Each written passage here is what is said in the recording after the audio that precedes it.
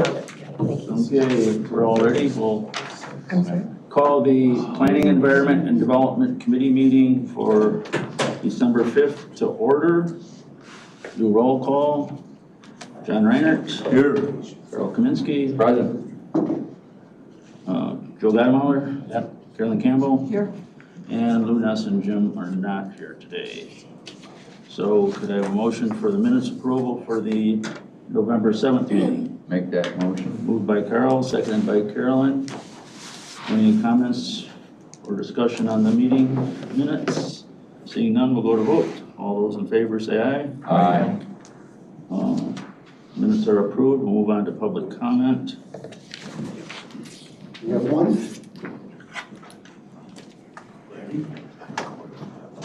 Thank you, Scott. You're welcome, sir. I have a feeling it's Mr. Vanderspool. Good morning, Mr. Vanderspool. Would you please introduce yourself? Good morning. I don't know if we'll abide by it, but I'm back again. The rules of 3 minutes for comments, please. My name is Jan Vanderspool. I live at 8708 Bull Run Trail. I've appeared before this committee to advocate for county awareness of spongy moth outbreaks and readiness and preparedness to spray with BTK as a control. I watched the video of last week's meeting and was personally very disturbed to find a member state that they felt they were uncomfortable with the possible effects of the spraying on animals. I'm here to say that I never heard anything about effects on animals with that spray. And so I'm also here to repeat ad nauseum about the safety of the spraying. Plus a little bit of history. Hope I can get through this. Spongy moth was generally introduced around 1869. Use of BTK as a spray becoming widespread started in the 70s. Since then, it's been applied to millions of acres. Millions. I estimate, based on the area of the United States, I would say 500 million acres or more.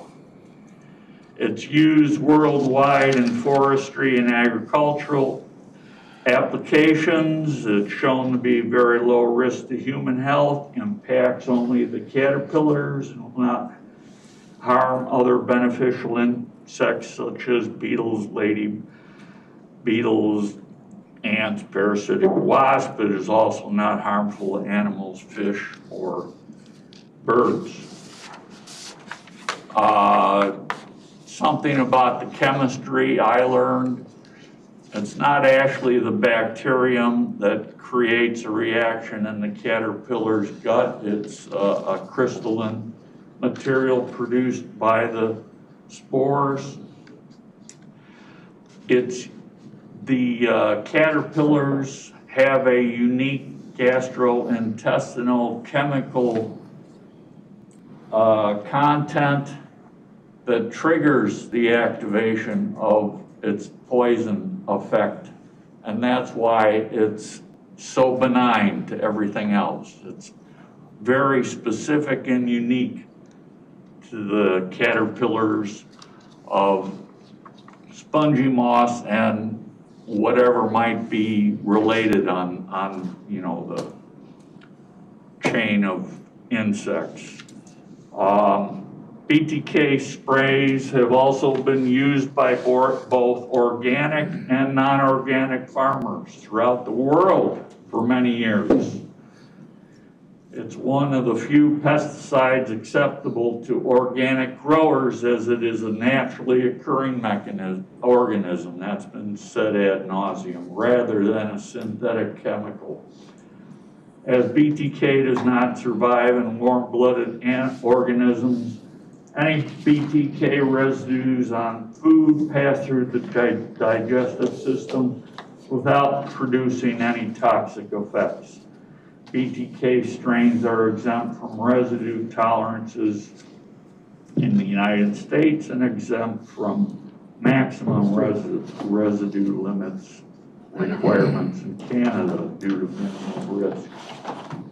So to state a concern about its safety, considering worldwide it's got to be billions of acres, I'm really disappointed to hear a member state that as a definitive arms crossed, ain't gonna go for it.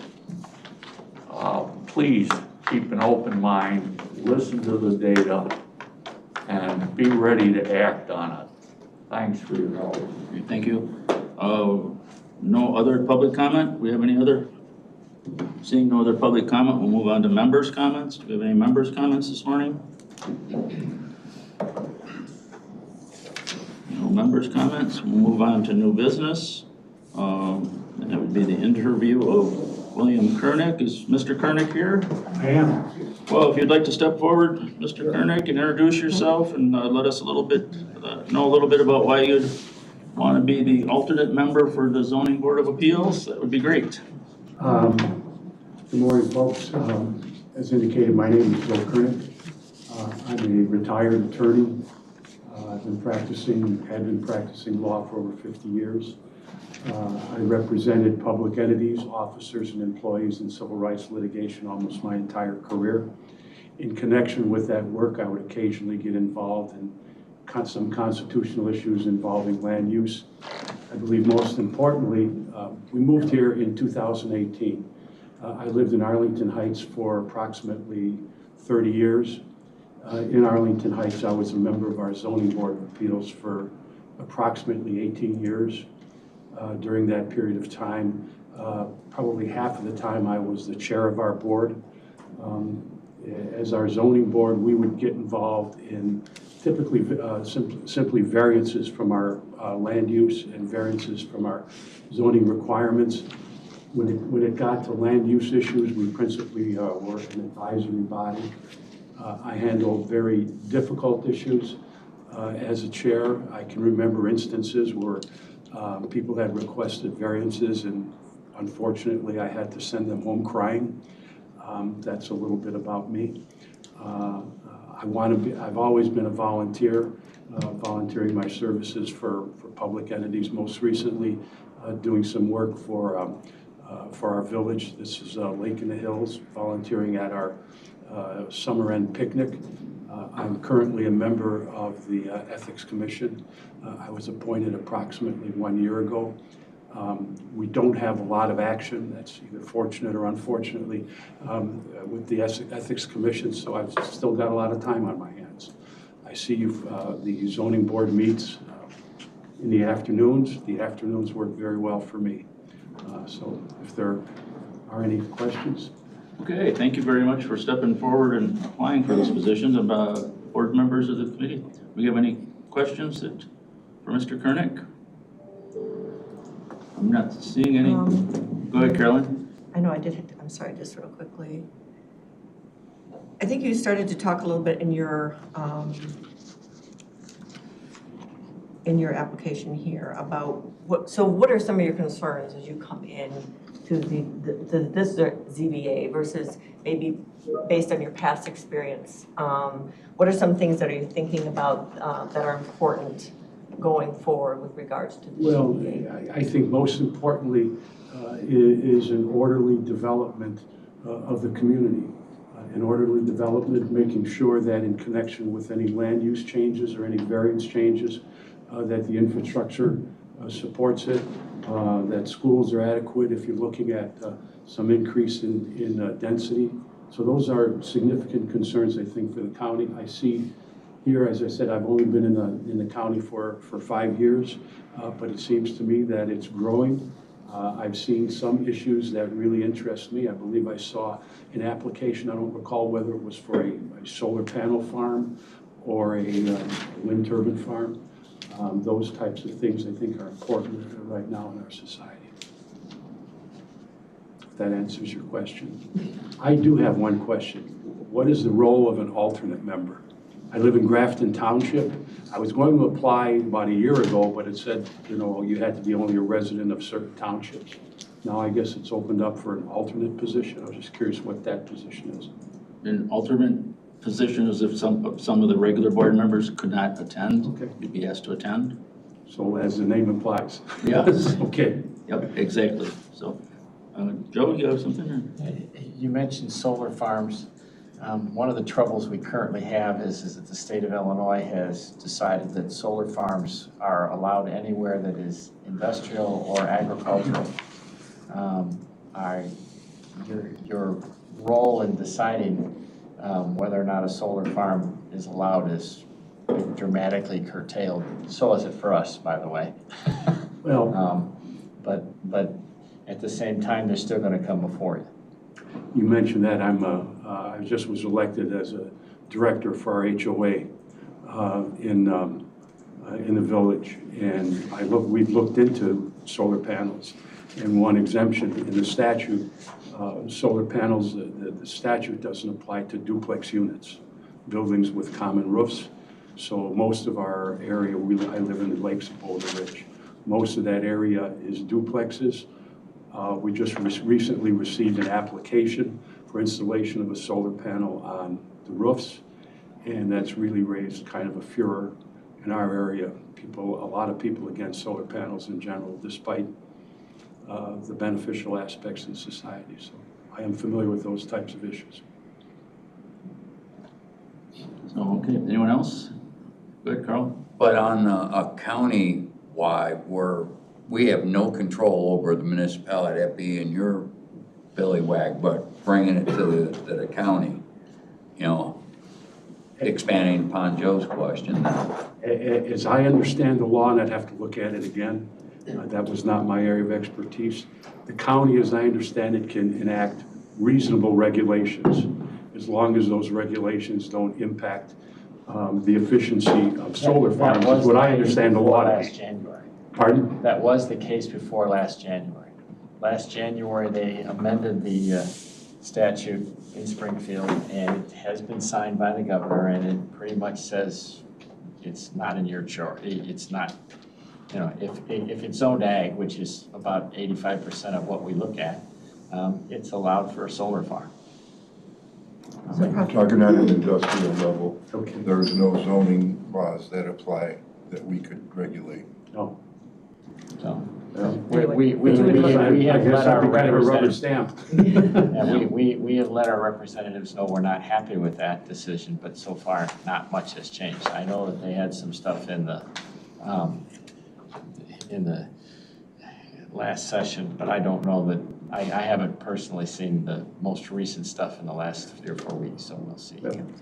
During my career, I represented one county in downstate Illinois where the issue was wind turbines and turbine farms. And a lot of residents were upset with the county, my client, that, you know, we approved the zoning change to allow a substantial wind farm to be put in. And we got involved in litigation in that respect, saying the county acted unconstitutionally in enacting a special use permit for the wind farm. So Did you win? that's an option. I assume the wind farm's still there, right? The wind farm was built, and I represented the county, not the wind farm owner. They were pretty certain that if they built the farm and put up 150 turbines, no judge would make them tear it down. So they ended up settling the case. The county won. The claim against my client was dismissed, at least the damages claim, which was really what I was involved in, most importantly. Okay, I don't have any other questions. Thank you. Thank you. I'm good.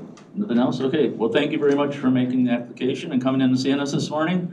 We're gonna deliberate right now about this, but you can stay if you want, or we can contact you later. I was planning on going into the city, my wife and I, for lunch, so Okay, Wonderful. thank you, folks. okay, thank you. Thank you so much. Okay. We'll move on to 5.2, deliberation and selection for recommendation to the county board for an alternate member for the ZBA.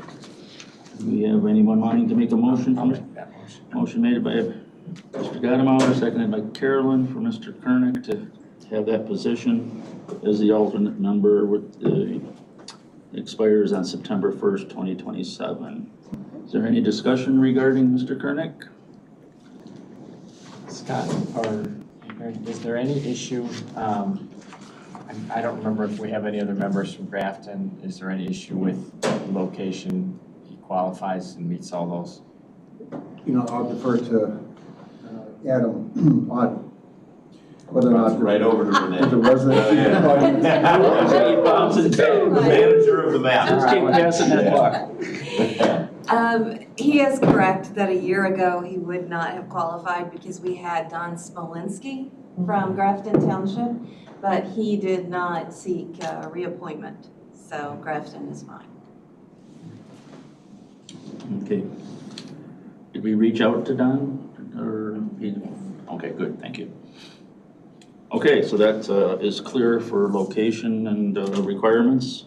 Is there any other discussion? Seems like Mr.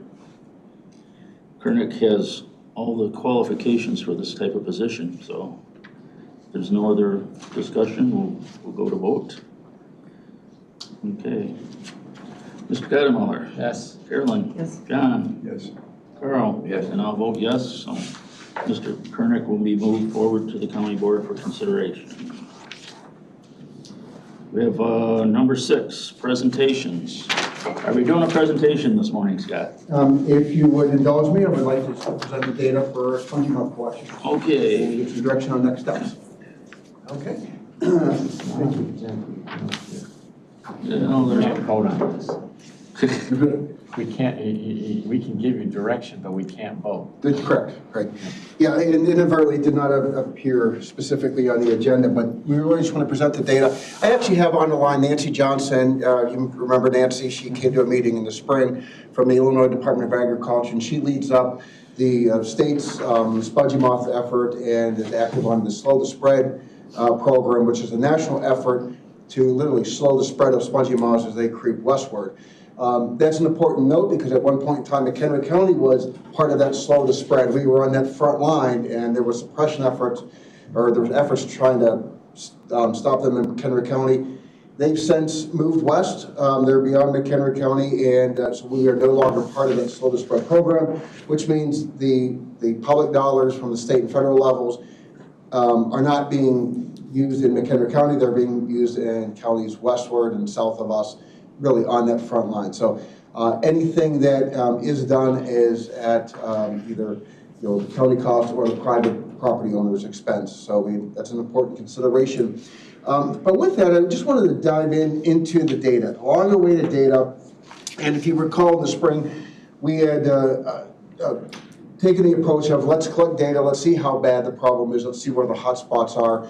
Working with Nancy Johnson, I do appreciate her efforts of being kind of our front end on this. We sent outreach to the county asking people if they wanted to put up a trap and help with this data collection, please do so. We actually had a pretty good response, and I think there were over 100 traps deployed privately, and 60 of which followed through and provided the data and the information back to Nancy, which has then since been compiled. In addition, McHenry County Conservation District asked for a substantial number of traps, and they provided data. So I want to immediately focus in on, there's 2 maps I placed before you. The first one is citizen traps placed 2003. This is just that. These are our citizen scientists that said, I want a trap, I'll help you with your data collection. They did, and it just gives you a proximity of what areas had an interest in spongy moths and where some of those hotspots are just from the resident standpoint. There's a few key areas to point out. Just northwest of Marengo, you can see a substantial number of traps that were placed by the citizens and nearly 500 moths collected. And then just west of Woodstock, really in Bull Valley. Sorry to interrupt, but that 500 moths collected, is that in all those traps together? Or? Actually, I'm going to defer. Nancy, if you can speak to that. I think this actually think there's more, that might just be the upper dot, but the data isn't showing. Nancy, are you with us? Yes, Okay. yeah, I'm here. Hi, guys. Yeah, so the question was on the citizen traps placed in 2023, the northwest of Marengo, there's a whole cluster of traps. One number that shows up on our maps is 498. Is that the aggregate total of all the traps, or is that from one individual trap? Okay, where are you? I just pulled up my map. It's Northeast. northeast of Marengo. Northeast, excuse me, thank you. Yeah, that's an area that's north. Those are many traps, and we'd have to zoom in. It's hard to show because there's quite a few traps set in that area. I think I have over 11 traps. If I did a shared screen, I could show you. But those are all individual traps. So there's a trap with 498, a trap with 470, 492. It's just hard to show when I'm reflecting over the entire county. But at any given time, I'm happy to do a share screen with you guys. No, that answers it. Yep, so there's a substantial number in that cluster, 400s plus, and we've shown one data point. And then, east of Woodstock in the Bull Valley area, you can see there's one number of 500. And if you want, Nancy can pull up her data. She's able to zoom in, but we know that there was a substantial number of catches. You see, right above that, 1,318. So that's a hot spot within the Bull Valley area. And then you can see just on the map, some areas we have just north of Cary, east of Crystal Lake, 560. Around the Johnsburg area, you've got 578. You got just north by the county line, east of Hebron, 365. So there are some hotspots that our residents have known going into it, and the data supports some challenges that they're facing. Then I want to draw your attention to the All Traps Placed 2023. This map includes the data that we just talked about, plus the Conservation District traps and the Illinois Department of Agriculture traps. So they routinely set traps in McHenry County just to monitor our population. So this is separate apart from what our citizen scientists put out and what the Conservation District put out. This is what Illinois Department of Agriculture would do just in a normal course of assessing the populations. So this shows you all the data, and you can really kind of see some of the hot spots. I mean, I think the data pops out.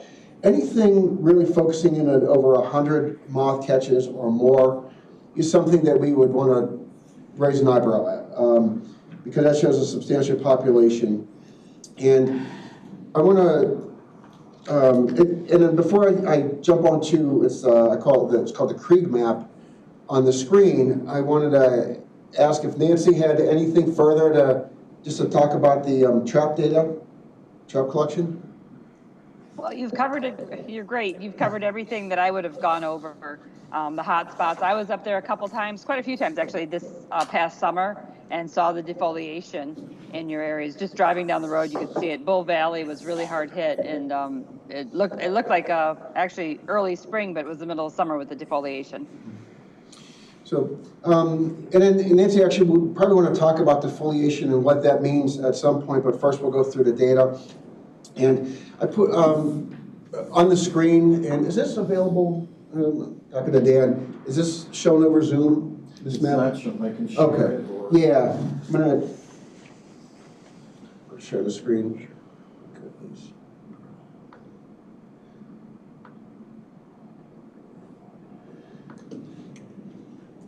Okay.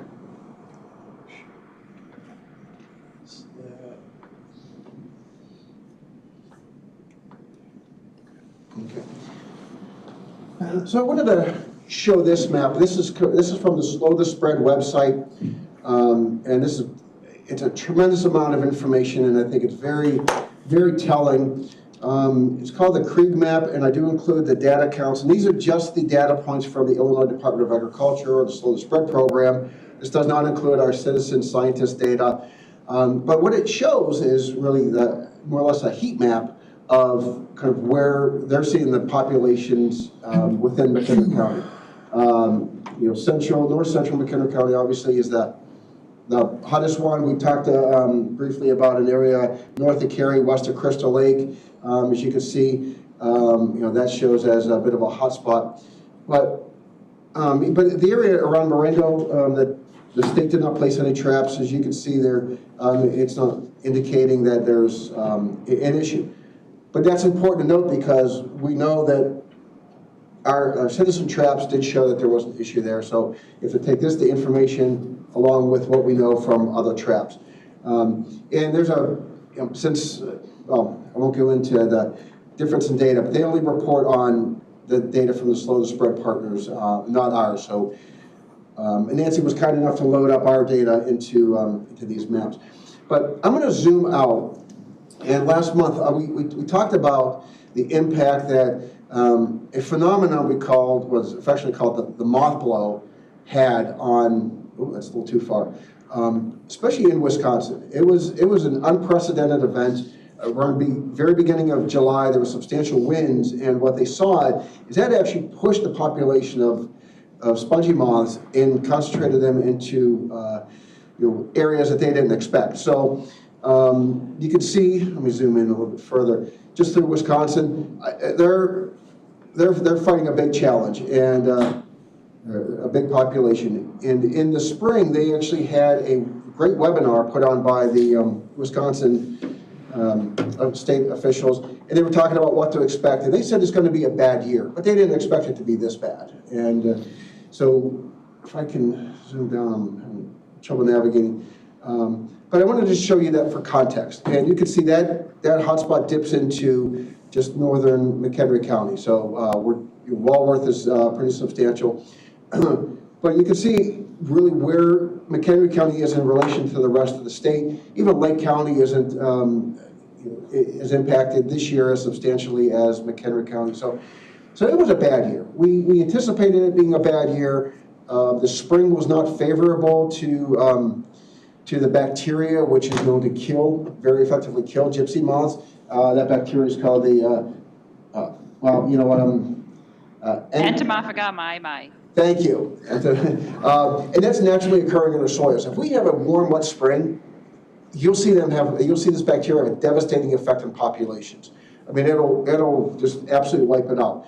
Because we know that the populations ebb and flow. We know that when they reach a peak, there's oftentimes a crash. What I'm going to show you is this is 2023, but if we go back to 2010, that was a bad year for McHenry County. So this is McHenry County here. You can see it's not quite to the extent of 2023, but it's maybe even 2009. So 2009, 2010, that we know that was a pretty peak year.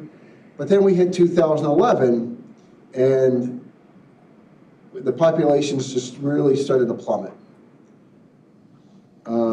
And then as we go through, so you can see how that population ebbs and flows. And then we get into 2019, very, very limited population. But then we get into 2021, you can see the population is starting to grow. Now, since 2010, the county did not have any program. That was the last year the county did anything to treat. So there's a natural trend of population rise and population crash. And this data, and I'm not going to say this is cyclical, but a decade in between cycles, you could see. Arguably, are we at the peak of the next cycle? Maybe, but we'll see what the spring provides for us. So do you have like 2008 and 2009? I mean, so was the spring in 2010 a reaction to what I'm seeing in 2008 and 2009 there? So I do not know if the spring was conducive to the. Because was it the spring? What's that? Or was it the spraying? Because we were spraying in 08 and 09. Well, we sprayed in 09, 010. Okay. Okay. But was that a reaction to what happened in 08 then? I mean, because in 010 Yes. we didn't have an issue. This is Nancy. Yeah. Our program manager used to live in Wonder Lake up in McHenry County, and so he would consult. He was he would guide and consult on the treatment programs within the county. So I think that those were all connected to trap catches in those years. So the 2009, 2010 program was basically on the tails of the state's program. Is that correct? Correct. Same contractor. You know, we would spray in the slow to spread area, and the suppression program would be managed by the county with Jim Kavanaugh. Since he was a resident, he would attend the board meetings and was part of your planning committee. Okay. So it was important to have somebody local that, you know, was active in this program, and he was able to bring some value to McHenry County. We don't have that today. Jim's no longer with the state, and so. And admittedly, I was not here 2009, 2010, so I don't know the history. All I know is what we spent and more or less what we did. The causal effects thereafter and leading up to it, I'm just not sure of that history. Scott, real quickly, did you say we sprayed in 2008-09 or 2009-10? 09-010, or 09-10. So for 2 years. And then there was money budgeted for 2011, but then that money was not utilized for spraying, it was utilized for other purposes. And whether or not, you know, it was shifted to not do the program, or they decided not to do the program and that freed up budget, I'm not sure either. But as you can see, this is the 2011 data, you know, the populations were pretty low throughout the county. So we are, and I just pulled up for 2022. You know, it was a growing population. We didn't quite have the hotspots that we have today, but as I said, 2023 was a bad year, but it was a bad year everywhere. And when I went to the conference in October, all the state agencies that gave their reports, they pretty much said the same thing, that it just was a really bad year. So we're not alone, and you can see, you know, especially with our neighbors to the north, how that population really exploded. So that really leads us to the question of what to do. And, you know, there's a few other options. Once again, will the population crash? Will we have a warm, wet spring that will naturally take care of the spongy moth? I don't know. And, you know, is that a risk that people want to take? Nancy mentioned defoliation. What we'll tell you is an oak tree can be defoliated for a good 2 years. It can go through 2 years of defoliation and still come back and maintain its health, as long as there's not additional stressors such as a drought or maybe something impacting its roots or another, you know, issue or something that's impacting the health of that tree. A healthy oak tree can be hit 2 years in a row with spongy moths. In fact, if it gets hit early, they can even go through a second leaf out, so they can recover in that same season. You know, obviously it's not good for the tree, but 1 year of defoliation isn't fatal. 2 years may not necessarily be fatal. You get into 3 years, now you're risking the health of the tree. So part of the mindset that we have to keep in mind with this program is we're not going to stop the population of gypsy moths in McHenry County. You're not going to eradicate them. They're here.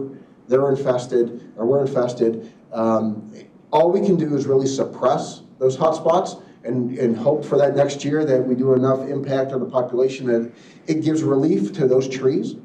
But keep in mind, when you only do a small area, because we wouldn't do a program countywide, we just don't have the wherewithal. You only impact a small area, let's say a couple acres. You know, you impact the population immediately, but they move. You know, they move by their own, they move by, you know, flying, they move by crawling. So you could treat an area, but then you have what's called the edge effect, which means that the edge is going to then be infiltrated again by gypsy moths. If there's a food source, they're coming back to it. BTK, when you spray it, has a limited shelf life, so timing is critical. So you got to spray when there's enough foliage on the tree that the caterpillars are out. They're eating, they're within the first or second instar, so they're really small. They're eating the leaves. We have the BTK can land on the leaves, which then they eat, they would adjust, and then that would kill them, and that would allow the tree then to, you know, to rebud if it's able to. But if you only have about a 1 week window. If you have a rain, you know, does that wash off the BTK? So there's a lot of factors that we need to be mindful of when you treat, but and Nancy can talk from the state's perspective, it is tried and true. It is effective. You know, there's questions about the cascading effect of it. We had the Conservation District express their concerns about it. But it is probably the go-to product out there for spongy moth treatment. And it can be used pretty surgically. It will impact any caterpillar that's feeding in that area. We know that.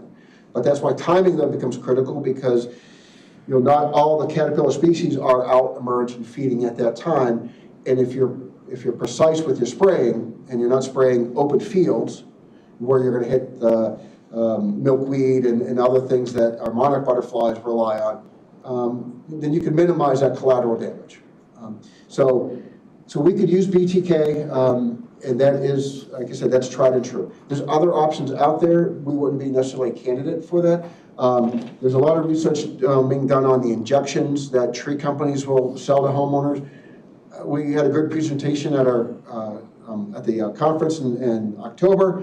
The state of Pennsylvania has been doing substantial research on the injections, and they've really came up with one product that seems to have an effect, but it's not something that really is being widely endorsed at this point in time. So the other thing is spraying trees from the ground. That really doesn't get up into the canopy, so it really doesn't affect them. So if anything is to be done, really the go-to method would be BTK, and then the timing would be anywhere between the end of April to Memorial Day, depending on several factors. When the oak leaves start to bud, when they start to come out, and they use white oak as really the barometer, when white oaks are at 40%, and the spongy moths have hatched and are feeding, and they're within what's called the first or second instar, so when they're still tiny. After a spongy moth gets about 2 inches long, the caterpillar, they can eat it, but it may not have that fatal effect on them. So we have a really small window. If the county were to do a program or support a program or even just go out to bid and provide resources for our homeowners, we would coattail onto the state's timing, and as the state's flying, then we would have our areas hit. So we would have maybe a 24-hour notice of when this is going to happen, and so we can't schedule it for next week. It's a pretty a pretty on-the-spot decision of when they spray. And once again, the aerial companies would spray the state areas, and then they would spray ours within the next day or so. But it's within that early spring window, based on all the factors of foliage, of spongy moths emergence, of the size of spongy moths, and of course weather. So, Can I ask a question? Yes. I'm looking and I know in our oak woods that we have, in this early spring, they cocoon in a web with thousands of them, and we usually cut the cocoon off and throw it in the fire. Those are a different type of caterpillar. It says stock photo of gypsy moth cocoon. So maybe your associate from the egg, how do they cocoon in the spring? Nancy, so this is, I remember John Reiner is asking a question about the caterpillars that form that big tent in the trees. Those are eastern tent caterpillars. Those are a different species entirely. Okay, so I guess it's just wrong because it says free stock photo of gypsy moth cocoon and caterpillar. No. That's not. So No. how do they cocoon? How do they become a caterpillar from an egg or a larva? You'll have egg masses in any of those areas that are the hot spots. You can probably easily see them from the street. On the trees, on the trunks, and underneath the limbs, it will look kind of like, that's why it's called spongy moth now. It will look kind of like a mustard-colored sponge piece, and those are the egg masses. And there's probably about 200 eggs within that egg mass. Oh, thank you. I see you're typing there. Yeah. And then we monitor the hatch, and usually we watch. There they are. That's what they look like. So the females have laid those in August, and those will overwinter. Believe it or not, they can survive some pretty crazy wicked cold, since they evolved in Serbia and Europe. So then around early April, we usually watch when the red bud blooms. You'll see the little tiny, their first instar comes out, and you'll have the little caterpillars coming out. And then they don't cocoon in any way. What happens is that then those caterpillars come out, And they're incredibly tiny, and they work their way up to the canopy. See, they're perfect. You are rocking it. And there's the life cycle. So then you'll start seeing them. That's how tiny they are. And they have 7 instars, and they're really aggressive eaters. So they'll keep shedding their skin and growing throughout their life. I mean, they end up being, the females will be about the size of your thumb, and the males will be about the size of your index finger. Interesting. Can they be treated at that stage? That's what we treat is at the first and second instar. We're very, very particular about, we want to basically get the most bang for our buck. The state, and when you spray BTK, the formulation is 1/2 gallon per acre from a helicopter. It's atomized at about 20 to 30 feet over the treetops. It's very, very specific. And it blows, the rotary of the helicopter blows this fine mist onto the tree, on the leaves. And that's when they eat. They will eat, they're just aggressive eaters. We watch timing on weather and temperature too. Since it degrades so quickly, the timing is super critical. And that's the instar. We see some tree services going after 3 and 4th instar, which is they're too big for the product that they're spraying. So it's very, very timing critical. But yeah, when they're very tiny, we are out there every day, and that's why we can never give an exact date, because it's basically, it's by degree days, and it's on the biology of the little caterpillar. Just a comment about the egg masses too, and John, I appreciate you bringing that up. And this is a public service announcement as well. They're not exclusive to trees. You can, if you're invested, you can see them on patio furniture, you can see them on firewood, you can see anywhere that female is, because the female doesn't fly because she's too heavy, or if she's crawling and she's ready to lay her eggs, that's where she lays her eggs. So you'll see these masses, not just on trees, really on anything. So what do you think the percentage rate of a spray would be, like 50% of these moths? You're not going to get them all. Well, how many? So the effective rate of an area, Nancy? Yeah, our goal, there's different areas. Scott used the great terms. We have a suppression area, which is what your area is. It's behind the front line. I'm part of the Slow the Spread program, which slows the spread. The natural occurrence of it spreading usually is about 20 kilometers per year. We try to keep it at 3 kilometers or less, and we've been very successful. So when we treat an area, we are going for 0 moths. That's why we do 2 treatments. The timing is so important. You'll do 1 treatment for the first batch of hatch. They hatch really like a certain time period. There's not like a long spread of hatching and being at first and second instar. And that's why we time it 7 to 10 days between treatments as well. So when we hit an area, we go for total eradication of the spongy moth in that area. And as Scott had said, it does move in back into an area, repopulate, but it happens slowly, and that's why your area is called suppression. We're just trying to keep those, in other states also, it's the term used, is to just suppress those really large populations and save those trees in that area. But that's when you go like a full court attack. Would you agree? I mean, for a neighborhood, how could we be assured that if we did this, it would be very effective? So did you get my point? Yeah, and your point's well taken. The goal or the objective at that point would be saving those trees.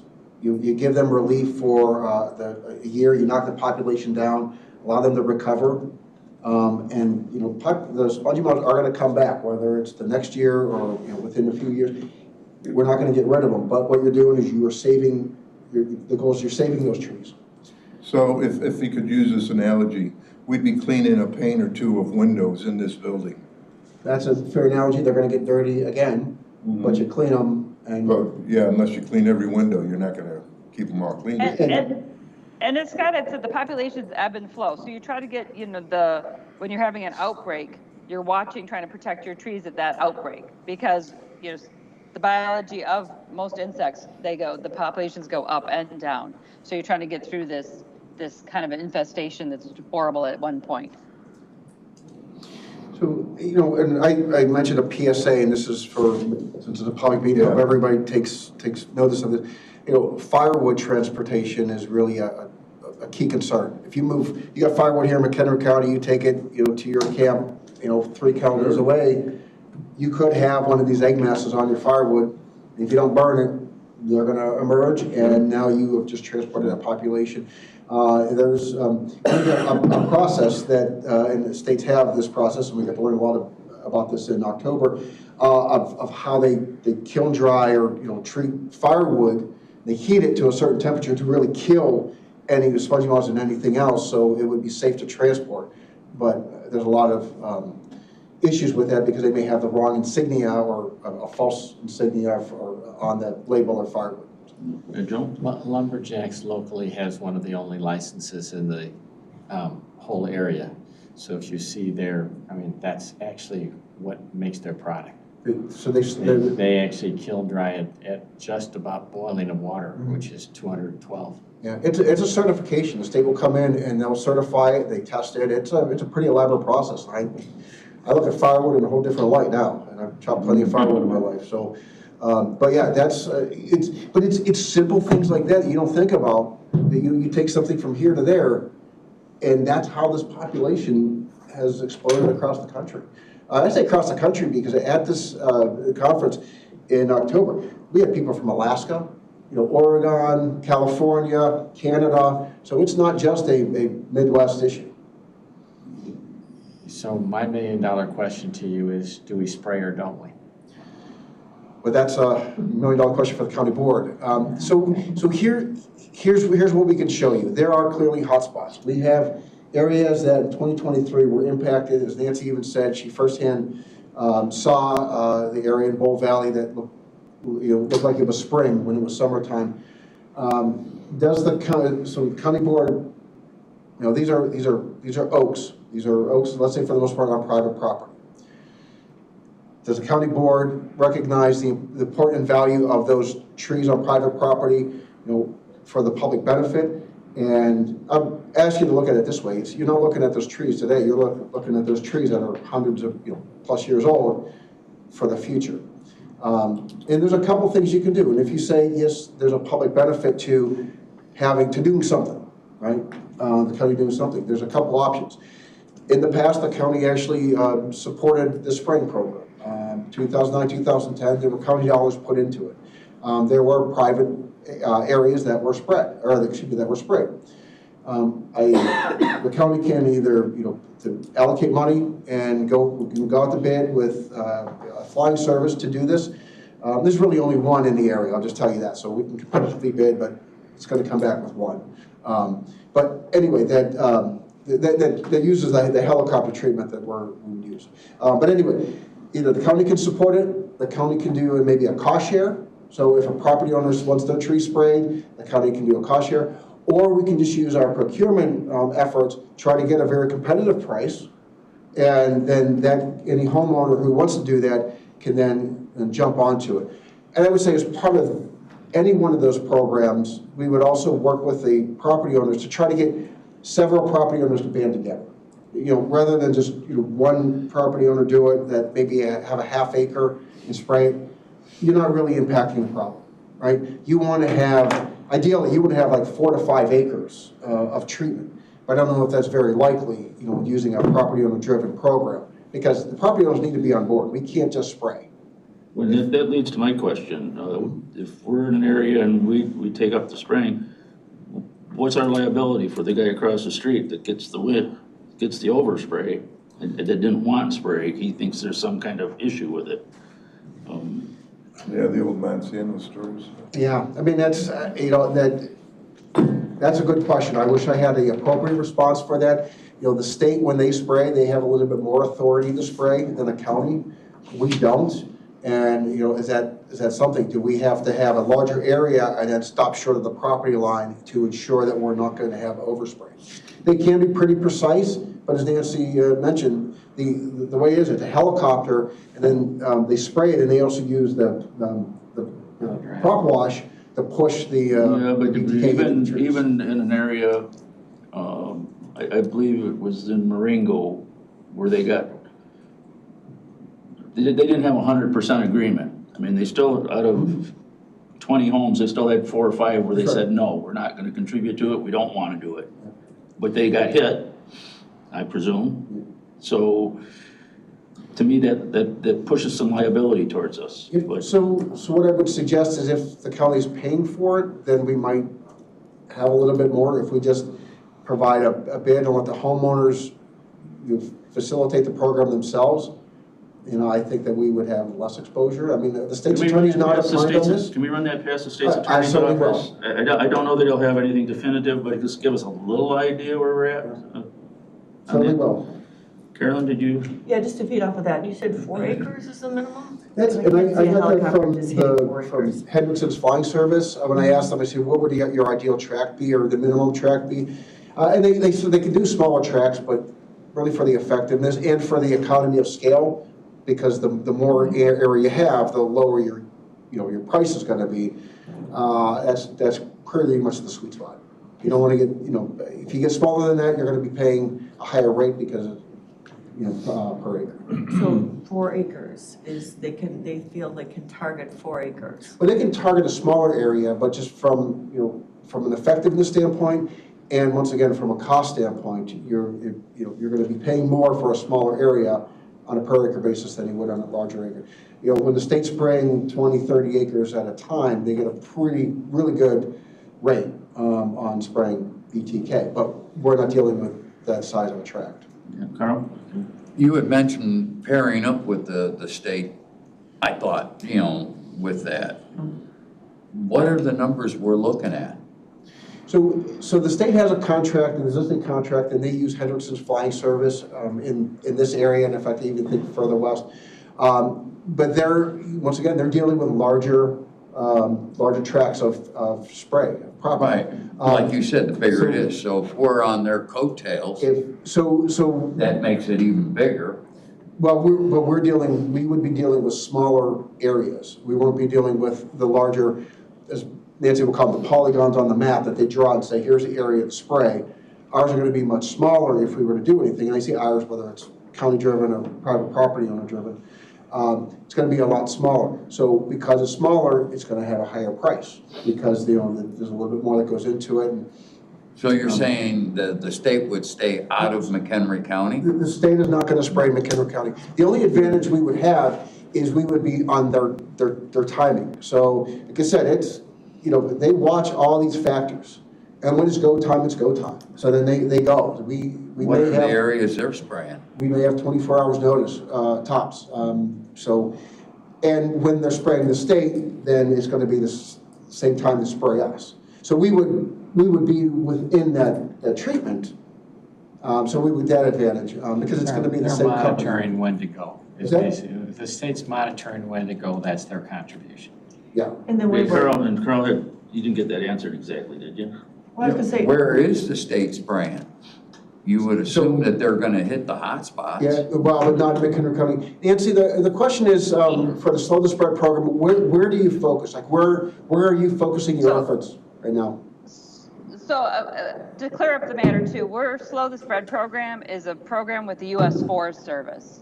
It does a cost share with the Illinois Department of Agriculture, but the Illinois Department of Agriculture has no say-so on where we treat and where we spray.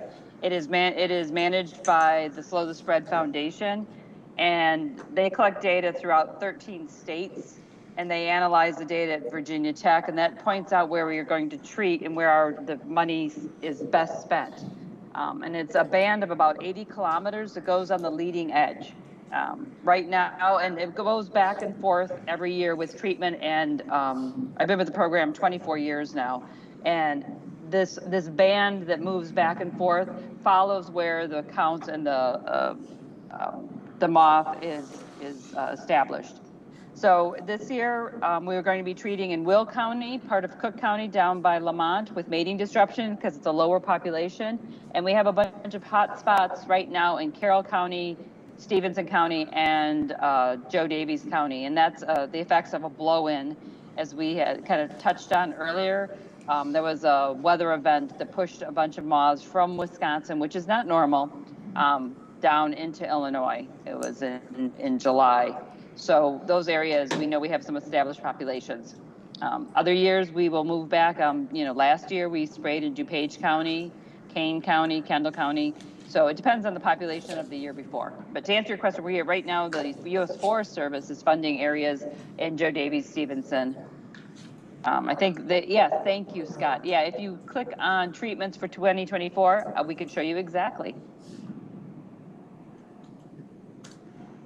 You can, if you want to take out the numbers, and you guys can see where we're treating. At this point, we have 5,000 acres between 4 separate BTK areas.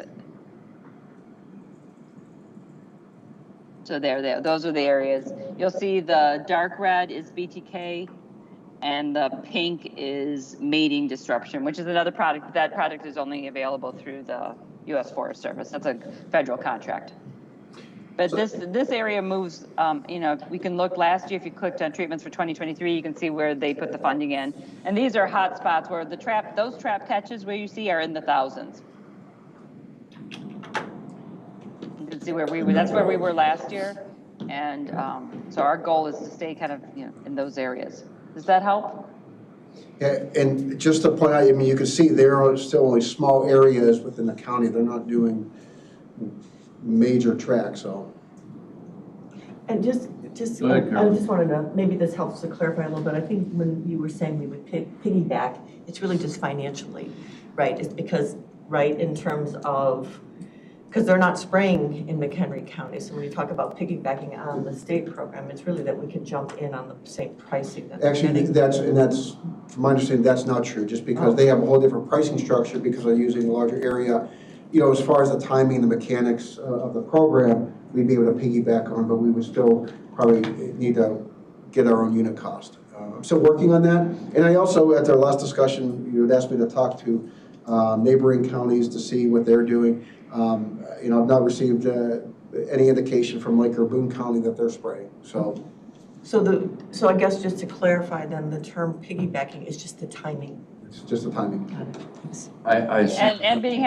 Having this, there is at least one. There is only one in Illinois that does this treatment, it's been proven effective as the BTK from aerial application. And the timing is so critical. Often I see tree services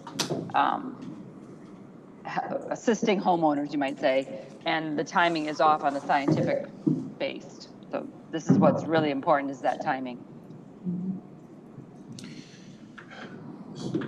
So it really comes down to the county's role in gypsy moths, or excuse me, spongy moths. Does the county have a role? And if it does, what is that role? Is it helping with covering the cost, helping with the cost, or just facilitating a program where our homeowners, property owners, can then consider, maybe taking advantage of the county's pricing that we may be able to obtain? So could I ask just one? Sure, absolutely. This is a really naive question, and thanks for your patience with me. These cocoons, I know you use helicopters because you're doing large, vast areas, right? But these cocoons, are they high in the tree? Are they low? The females don't fly. Do they usually lay these cocoons low? I mean, if you're doing just one tree, can you do it the first 10 feet of the tree? Or are they really high up in the tree also? Okay, the cocoons can be anywhere. Oftentimes they're low. Like I said, they could be in patio furniture because the females can. Because the other ones are low, right. But it's when the caterpillars emerge, they crawl up into the tree to eat. So you're not treating the egg masses. You're treating the first and second instar of the spongy moth, who will work their way up to the tree, to the top of that tree. And that's why it's important that if you do any treatment, you work from the top down. So there's a lot of companies that will, treat from the ground up. That's marginally effective because you're not getting to the top of the canopy where you could have a substantial number of gypsy moths feeding, spongy moths feeding. So there's no kind of spray or anything to kill the egg larva? Masses, the egg masses? Yeah. There are treatment methods, and that's, you can spray them with an oil. There's an oil that suffocates them, but you still scrape them and you put them in soapy water. But you have to address each egg mass individually when you find it. But so there's not like a spray that where they are, they just dead? You just treat. Not that I know of. Nancy? No. Okay. pretty. I mean, that would be ideal, so you take care of them right here, you know? I mean, there's about 200 spongy moths in each one of those cocoons, and so if you think, you know, you can take care of a big number of the population just in this picture alone. But that's, you know, if you see them, you scrape them, and you can dispose of them that way. But sometimes they could be higher up in a tree, you won't be able to reach them, or you may not even see them. Scott, do we have any estimate, and I wrote down 3 options here for instance, allocating money. Do we have any estimates of what kind of money we'd be looking at if the county did allocate money for spraying these hot spots? So in 2009, 2010, 2009 was about $50,000 budgeted. 2010, I think, was about $10,000 spent on spongy moth treatment. So can you say that again? 2009, there's $50,000 allocated. $50,000 allocated. I couldn't find exactly how much of that was spent. Okay. But there was about $10,000 spent in 2010. So we could probably double those numbers for 2024. For a cost? Yeah, and we would need to go in, but just on a high level, we're looking at about maybe $150 to $200 per acre. Don't quote me on that. That's just I already wrote it down. not in the minutes. So we would obviously need to go and get get pricing from the applicator. So I think we should probably do that if we could. The cost share thing seems a little troublesome. Is how you're going to cost share it out when you have 10 or 15 neighbors that want to do it, and we're paying to force the other 5 neighbors to do it. So that's a little hard in my mind to get a grip on how we could do that. Yeah. And I don't know if you can actually force the other neighbors to participate. If somebody's adamantly opposed to it. If you got 15 that are going to do it and 2 neighbors are in between them, they're going to get sprayed, right? They could have some residual.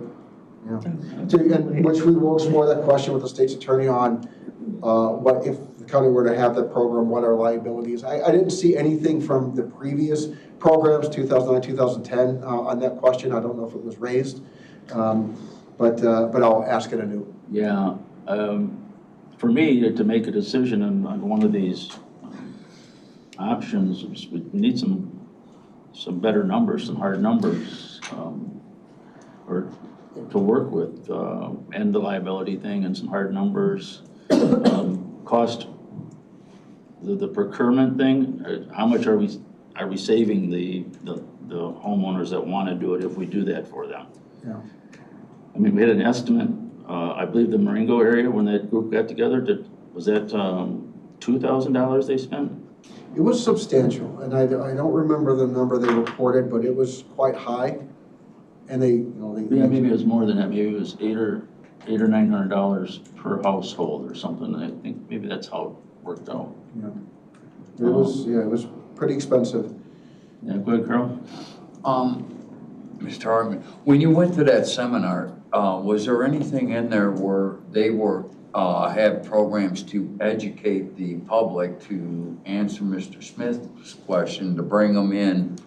You know, he mentioned, hey, you'll have outliers, but maybe that's in, educating, whatever you want to call it, bringing the community together that, hey, here's a problem, here's a cost, and try to limit the, folks. In other areas, when you were there, you said they were from all over the country.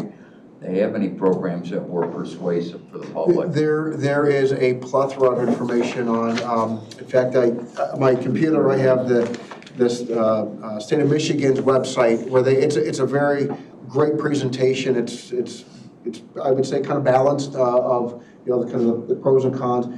There's a lot of information out there, and we can certainly make resources available to any area that would be considered any of those hot spots. Because as you can see, we would probably have to target in only on a few different areas, and you saw even what the state does. They're only doing small areas.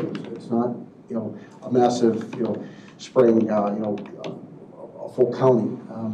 But yeah, so in fact this website here at Michigan State University, there's a lot of just lot of great information out there. This is really a well-researched pest. Because we got Scott, excellent folks that know how to do IT work to help you guys out, to spread the word, to answer Mr. Smith's question that we don't get in a liability. That brings them all on board. Well, but you know, part of that though is you know, you're putting something on, and I guess there is, if anything, it's a perception. You know, whether or not there's support. So, Nancy, Can I say something on that real quick? I'm sorry for interrupting. Go ahead. I've been doing this 24 years, and you're spot on with just outreach and working with the community.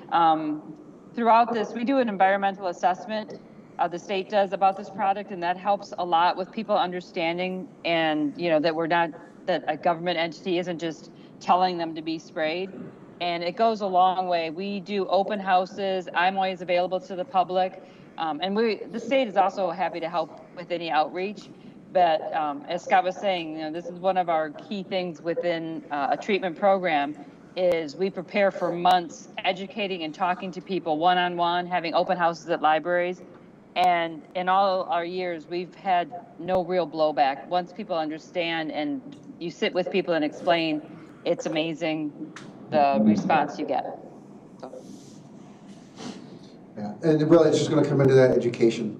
And like I said, there's a lot. This Michigan State, I have that website up, and there's a lot of great information. We wouldn't be recreating any of that. We would pointing out the resources. We do have our communications efforts through our communications division, and we can get that word out. But you know, it's going to come down to we can present the information, but if somebody maybe has a conspiracy theory or just doesn't, you know, whatever. These are all things that we would have to deal with, and you know, as the county, it's something that you as board members may have to consider and may have to be faced with some questions. But it's a tried and true product. It's organic. It's not necessarily chemical. I'm not aware of any, Nancy, unless you are, of any studies that show adverse health effects. I think you got me sold. We just gotta package it and make it for the public. I think we're at the point where there are areas in McHenry County where it's certainly an issue. Mm-hmm. We have a product that's safe. We know how to dispense it. We're to the point, and if any other members want to jump in, to assessing the cost and effectiveness of whatever three choices we have. Mm-hmm. But we need some cost analysis, maybe some advice, interpretation from the staff on what the best route would be to go, and make sure we're not getting ourselves in a liability issue. And that's the direction I need for today, is really to go and take this to the next step. We could actually go out and get some pricing, so you have those hard numbers. I would also like to take this data, identify, maybe work with Nancy to identify what some of those key hotspots are, target, we'll call it the polygon. You draw it on a map, and then you see within that area how many property owners there would be, try to get an understanding. How many acres? Property owners. And base the pricing just on those hotspots.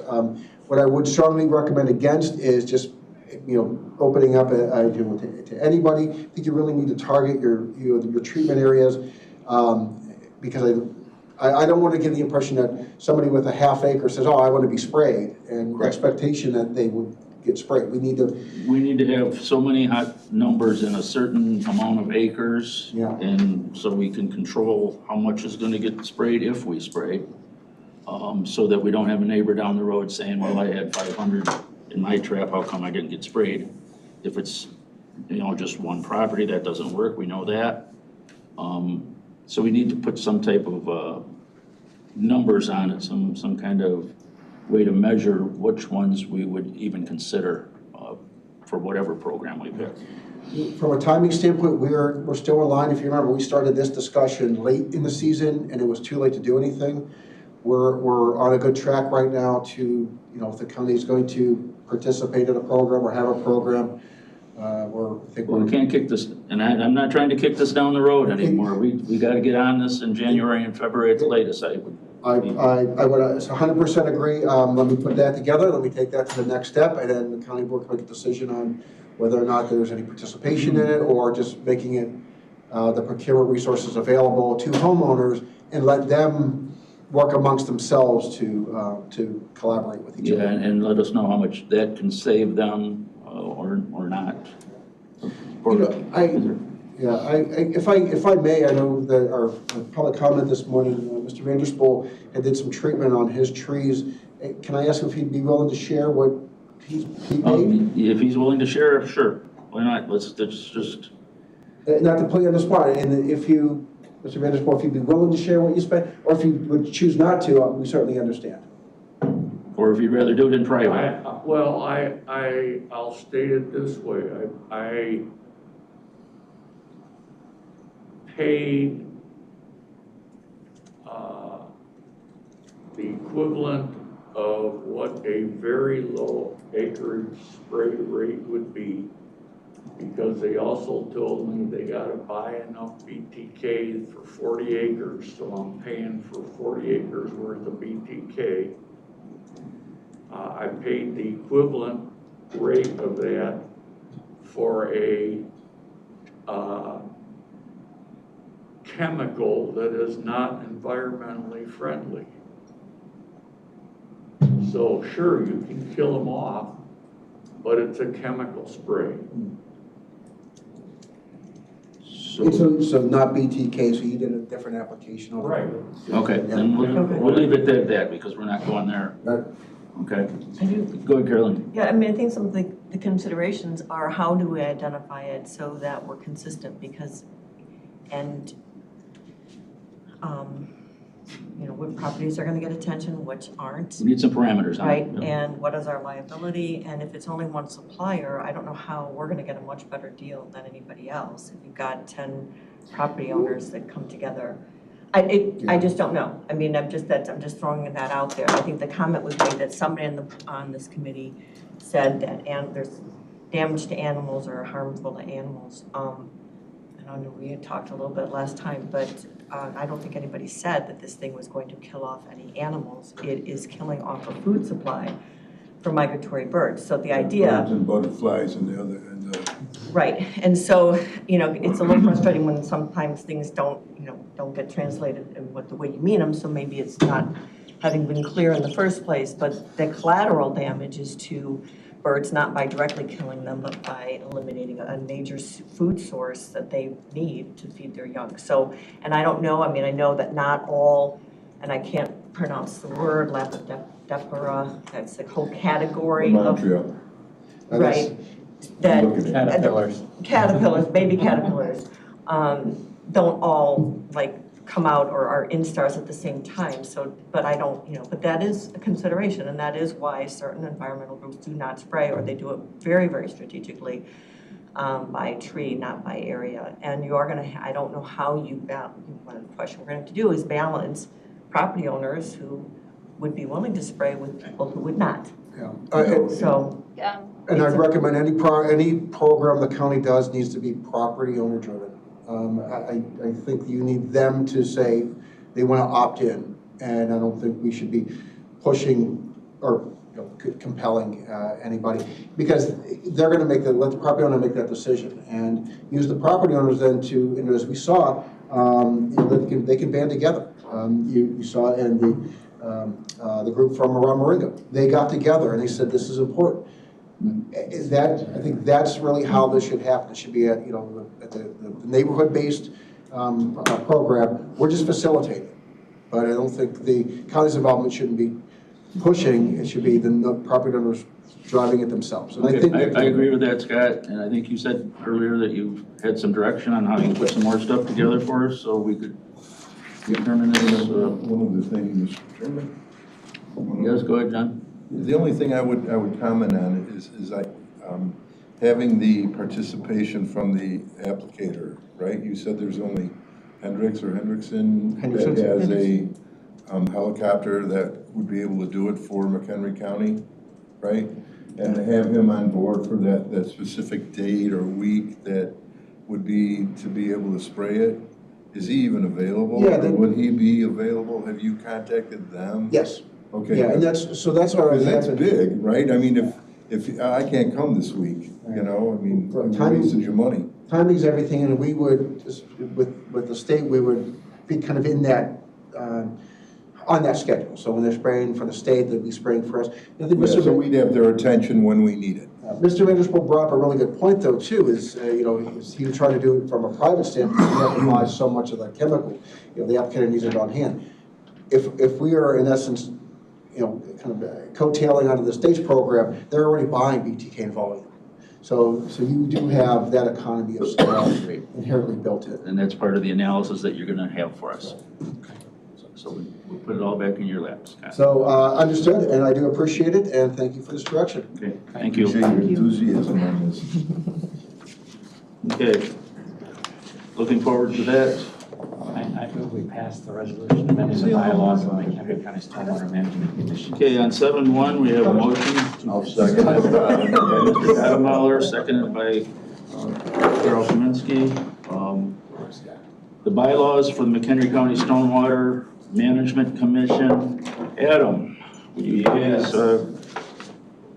step up and Well, I will. give us a little bit of a rundown? Sure. I was at the meeting myself, and there was some concern about a couple times not having a quorum, so they wanted to change it so the alternates could vote. What else we got? Yeah, and really that was the big success for the Stormwater Management Commission, was getting everybody in the room, both the county members and the municipal members, and then their alternates as well. That was successful. That it needed to be a unanimous vote by all of the members. So it wasn't all the members present, it wasn't a quorum, it wasn't anything like that. So it was very specific in the state statute. That passed. So now the municipal members are relieved, and their alternates, really their public works directors, their city engineers, they can now attend. So it's a success. This was an effort that put forth about a year and a half ago, and it fell apart, didn't work. But the bylaws at that time did have some amendments. Those went through back in March of '22. There's minor amendments that we needed to make as a result of that meeting. And the biggest one, really the only one that's in our red lines, is on page 3. And that's selection of the officers, where previously the selection of the officers was done in November and then every 2 years thereafter. But the county board elections occur in November and the seating is in January, so it made logical sense to move it to January. And then member placement for the elections for the municipalities would follow that following January. So there's still some flexibility and latitude because of those different timings of those elections. But at least we were able to control the county board placements. Oh, on the last page, is that Mr. Kearns' signature? That is, yeah, so we have those signed. The one in the packet is the one that was signed by Chairman Kearns, the chairman of the Stormwater. So unfortunately, Jim couldn't be here this morning, but He liked it. he signed it. So yeah, go ahead, Carolyn. Oh, are you? Yeah, no, that's fine. I just wanted to confirm that was Jim, and Jim had reviewed this as chairman of Stormwater. So go ahead, Carolyn. Okay, so I get what your point is, because I did know coming out of the board, which is kind of, and being here in PED last time around, the issues of kind of getting things moving forward, because if a mayor wasn't able to come, there wasn't any business that could be conducted. Yeah. But I get what you're saying.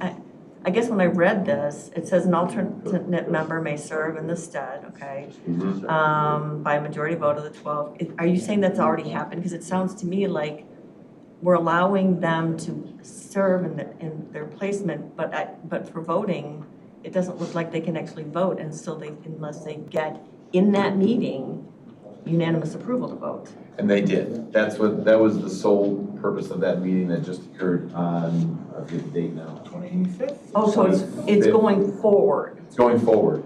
They're not doing it every time somebody comes. Correct. Okay. Correct. All right.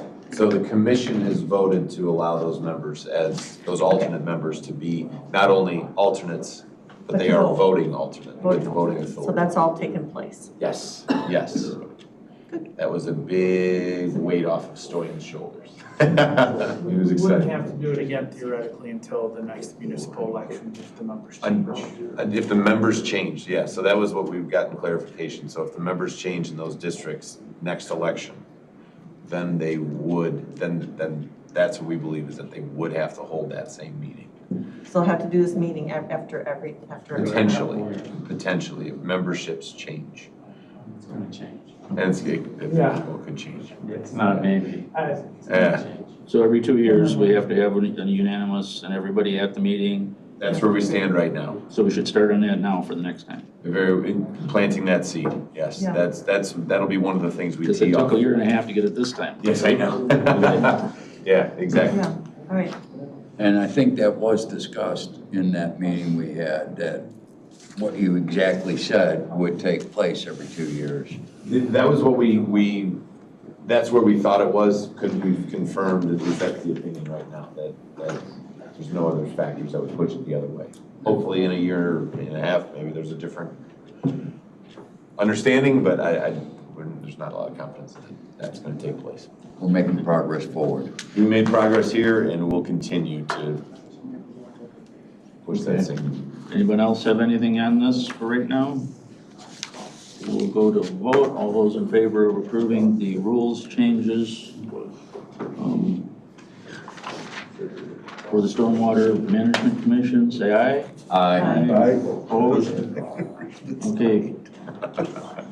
We'll move that to the whole county board, and if there is something that Mr. Kern didn't tell us, he can let us know then. All right. We're good? Thank you. Thank you. Okay, thank you, Al. Yeah. Old business, reports. Renee, you got something for us on zoning applications? Sure, so Sure. you have 6 going before you for December. So the first is 2334, that is an R1 property that they're requesting R2. So if you see on the matrix we make, it says A1 and R1 to R2. The A1 is only because these people had acquired some vacated right-of-way that for some reason was still zoned A1. So it is in a dense neighborhood adjacent to the corporate limits of Algonquin, where their neighbor in Algonquin are multi-unit buildings. So they don't intend to build any additional duplex buildings on the property. There is an existing single-family home on the property that, from the testimony, lends itself to being divided into a 2-unit. And the owner's parents will live in 1 unit and they'll rent out the 2nd unit. There's also another lot in this neighborhood that does have the R2 zoning. So for all those reasons, there was almost unanimous approval from the Zoning Board of Appeals for this petition. The next one is Powell Gravel. That's just a renewal of their CUP for a gravel pit that's up on 14, almost to the county line.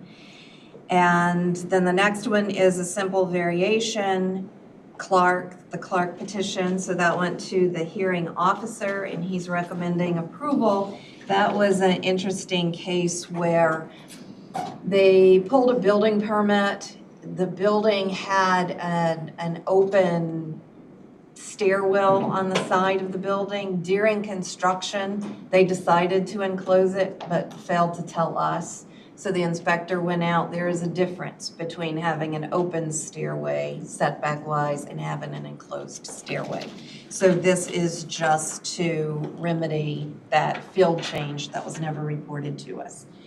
And then the last 2 are commercial solar facilities. These 2 had a good deal of opposition from the public, but they have recommendation for approval. And they're just right here on Queen Anne and 120. So the recommendation for approval because of the state statute? Correct. Go ahead, Carolyn. So question on those, are those properties where it's a contract with the property owner, or is it where the solar company owns the property? They're leased. They're leased. Okay. Thank you. And everybody can dig into those zoning applications at their leisure between now and the cow. Future topics? Executive session, no. Motion to adjourn. Motion adjourned by Mr. Gallagher, seconded by Mr. Kaminsky. Larry, Yes. I would say one thing, just to put a note, January's meeting is gonna be on Monday, the 8th. Monday, It's a Monday. It's scheduled for a Monday. and I just looked at the calendar. I know it's a Monday, we confirm. Yeah, Oh, I don't have the calendar yet. it's the 8th, it's the 8th, the 8th, okay. yeah, I got you. So when we got the 8th before, it was already a Monday. yes. Okay, we have a motion to adjourn. All those in favor say aye. Aye. Opposed?